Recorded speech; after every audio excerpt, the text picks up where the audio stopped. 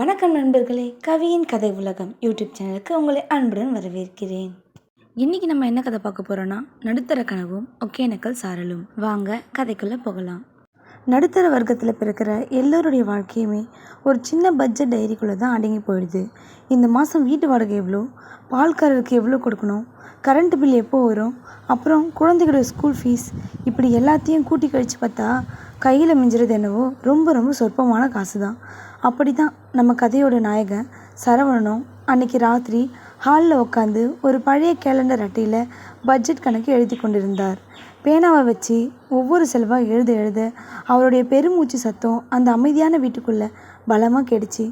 அப்போ தான் அடுக்கலையில் இருந்து அவருடைய மனைவி ராதா பக்கத்து வீட்டு அக்காவிடம் ஏங்கி பேசிகிட்டு இருக்கும் சத்தம் சரவணுடைய காதில் விழுது.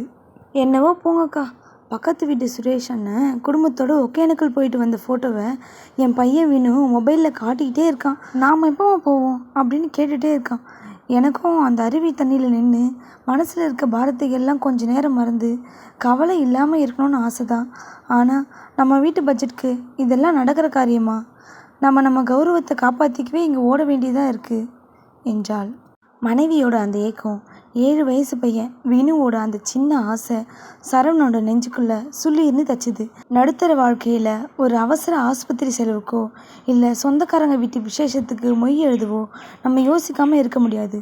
ஆனால் அதுக்காக குடும்பத்தோட சின்ன சின்ன சந்தோஷங்களையும் இப்படி தள்ளி போட்டுகிட்டே போனால் எப்படியும் நம்ம வாழ்க்கை முழுக்க ஓடிட்டே தான் இருக்க போகிறோம். சின்ன சின்ன சந்தோஷத்தையும் அனுபவிக்க முடியாது இருக்கிறது ஒரு வாழ்க்கையா என்று அன்னைக்கு ராத்திரி தான் சரவணன் ஒரு தீர்க்கமான முடிவு பண்ணார். இது வெறும் டூர் இல்லை, தன்னுடைய குடும்பத்துக்காக நிம்மதிக்கான ஒரு குட்டி போராட்டம்னு நினைச்சாரு. அடுத்த நாள் காலை சரவணன் கடையில் இருந்து ஒரு புது மண்பாண்ட உண்டியலை வாங்கி கொண்டு வீட்டுக்குள்ளே வந்தார். அதை மேசை மேலே வச்சுட்டு ராதாவையும் வினுவையும் கூப்பிட்டாரு. ராதா, வினு, இங்கே வாங்க. மற்றவங்க போகிறாங்கன்னு நம்ம ஏன் ஏங்கணும்? வர்ற மே மாதம் லீவில் நம்ம எல்லோரும் கண்டிப்பாக ஒகேனக்கல் போகிறோம். தேவையில்லாத சின்ன சின்ன செலவுகளை குறைப்போம். இந்த உண்டியலில் தினமும் நம்மளால் முடிஞ்ச காசு சேர்ப்போம். மே மாதம் நம்ம அங்கே நிற்கிறோம் என்ன என்றார். அவ்வளவுதான். அந்த உண்டியலை பார்த்த உடனே ராதாவுக்கும் வினுக்கும் முகம் முழுக்க அத்தனை சந்தோஷம். அன்னையில் இருந்து அந்த வீட்டுக்குள்ளே ஒரு புது எனர்ஜி பிறந்தது. காப்பி செலவு, தேவையில்லாத வெளி சாப்பாடு செலவுன்னு எல்லாத்தையும் குறைச்சி அந்த உண்டியலுக்குள்ளே அவங்களுடைய ஒகேனக்கலுக்கான கனவு நாளுக்கு நாள் வளர்ந்துக்கிட்டே இருந்தது. 6 மாத கால உழைப்பும் அவங்களுடைய வைராக்கியமும் வீண் போகலை. இதோ அவங்க ஆசைப்பட்ட மே மாதமாக வந்துச்சு. ஒகேனக்கல் பேருந்து நிலையத்தில் அவங்க 3 பேரும் இறங்கும்பொழுது காதில் அந்த அருவி கொட்டுற ஹோ என்ற சத்தம் தூரத்தில் இருந்தே கேட்குது. அந்த சத்தமே அவங்க உடம்புல ஒரு புது சிலிர்ப்பை கொடுத்துச்சு. காவிரி ஆற்றின் கரையில் அந்த வட்ட வடிவ பரிசல்ல ராதா கொஞ்சம் பயத்தோடு ஏறி சரவணோட கையை இறுக்கமாக பிடிச்சிக்கிறாங்க. பரிசல்காரர் துடுப்பை அசைச்சி 2 பக்கமும் கோட்டை சுவர் மாதிரி இருக்கிற பிரம்மாண்டமான கருத்த பாறைகளுக்கு நடுவில் பரிசலை மெதுவாக கூட்டிகிட்டு போகிறார். பரிசல்ல மெல்ல மெல்ல மெயின் அருவிக்கு பக்கத்தில் போகுது. மேலே இருந்து பால் மாதிரி வெண்மையாக கொட்டுற அந்த மூலிகை தண்ணியுடைய சாரல் அப்படியே சலசலன்னு அவங்க 3 பேர் முகத்துலேயும் அடிக்குது.